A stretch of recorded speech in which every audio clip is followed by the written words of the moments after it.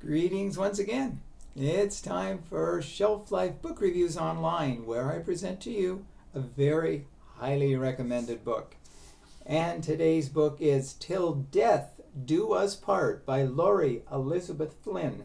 This is published by Simon & Schuster Books.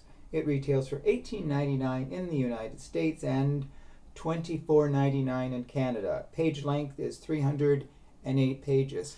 Full disclosure here. Shelf Life comes from London, Ontario, Canada. That's where I live, and that's where I do my book reviews. The author, Laurie Elizabeth Flynn, is from London, Ontario, Canada as well. Now, I'm not showing favoritism because the author is local. If she lived in Tallahassee, Florida, I would still feel the same way about the book. This is a really highly recommended book. Laurie Elizabeth Flynn began writing books for younger readers. Her last two books have been adult-oriented fiction, and this book I would consider to be one of her best. It revolves around a woman named June. 10 years ago, she had just gotten married to Josh, and a week after the marriage, he drowned.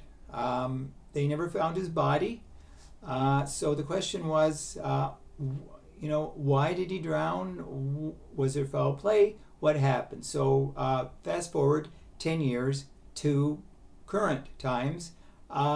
June has gotten over the death, of course, and she's found another man, Kyle, and she is engaged to marry him. Now she owns a natural wine bar in Brooklyn. And suddenly one day she looks up and she sees a man and she swears it is Josh. And it startles her, and then she sees him several times later.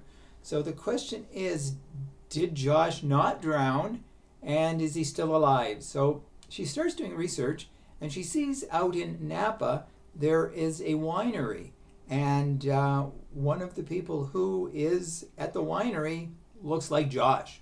So right away she decides she has to go there. She doesn't tell her husband or her husband-to-be that she's going there. She's just saying that she's going on another trip. Now, also in the book is a dual timeline told from the perspective of Bev. It's in 1999 from out in Napa Valley Territory. And it talks about her and her husband, David. There was infidelity in the marriage, and their son was Josh. So we start to learn about Josh, and we find out that he was with a girl named Michelle. And Michelle mysteriously drowned one night after a party, and he was one of the last people to see her. So we start to wonder, is there a connection somehow with the death of Michelle a decade ago and Josh dying as well? Actually, it was more than a decade ago. It was 1999, sorry. And so we really start to wonder what is going on in this book. And so June flies out to Napa, and she talks to several people. And she starts to find out startling revelations about Josh and someone else. I don't want to say too much because I don't want to give away the great secrets here in the book.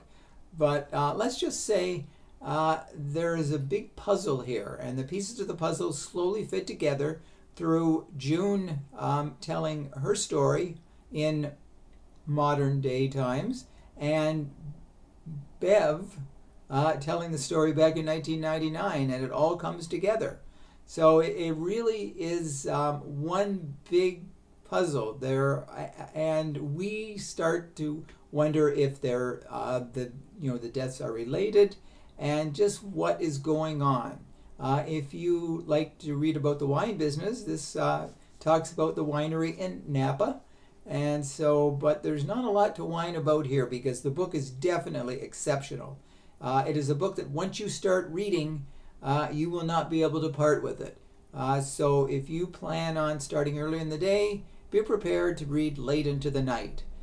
So have a glass of wine with it while you read, but it's definitely an exceptional book.